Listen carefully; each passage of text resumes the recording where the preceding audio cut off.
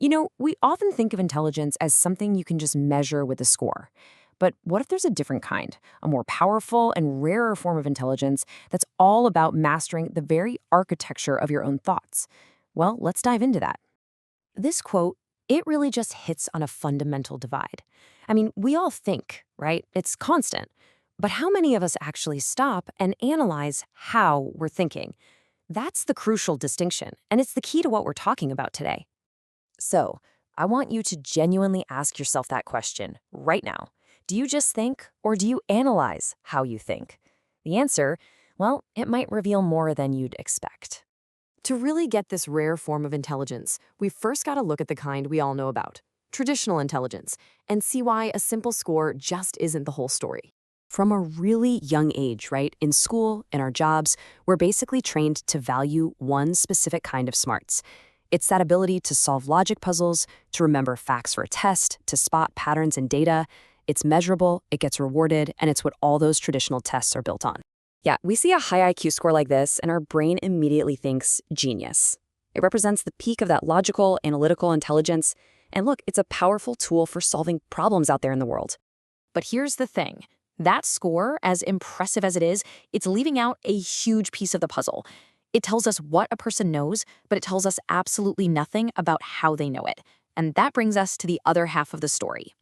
So this leads us right to the core concept, to this idea of an unmeasured intelligence. And here it is, metacognitive IQ. It is literally thinking about your thinking.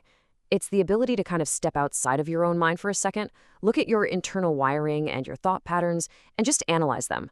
So it's not about the answer to the math problem. It's about understanding the mental road you took to get there. And really getting a handle on this distinction, it's everything. It's what separates raw brain power from true self-awareness. Okay, so let's put them side by side. On the left, you've got your standard logical, analytical IQ. It's all about the what, solving problems outside of yourself, which is exactly what schools and tests reward. But on the right, you have metacognitive IQ, which is inward-facing. It's all about the how, analyzing your own biases, your assumptions, your mental models. And this, you could argue, is the rarer and much more powerful form of intelligence. So here's the really great news. Unlike traditional IQ, which a lot of people think is pretty much set in stone, you can actively build and develop your metacognition. I love this way of thinking about it. You're not just living in the house that your brain built for you. You can actually pick up the tools, look at the blueprints, and start making renovations. You can become the architect of your own thought processes. And it doesn't require some 1,000-page manual.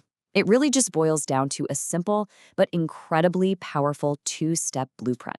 All right, here's your toolkit. It's two things. First, question your assumptions. So say you're convinced a new project at work is just doomed to fail. Instead of letting that thought run the show, you stop and ask, wait, why do I believe that? What's the evidence I'm focusing on? What would it look like if this actually succeeded? See?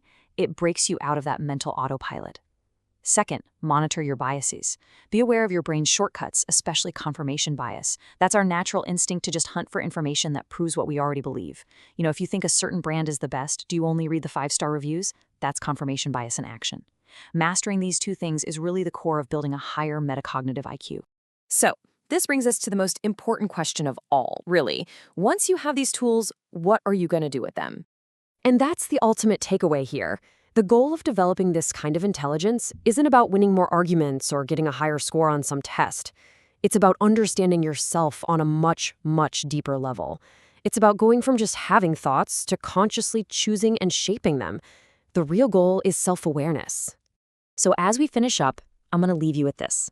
Don't just let this be some interesting idea you heard. Make it an action. Think of one belief you hold. Could be about your work, a relationship, or even yourself, and ask why you believe it. What hidden assumption will you challenge today?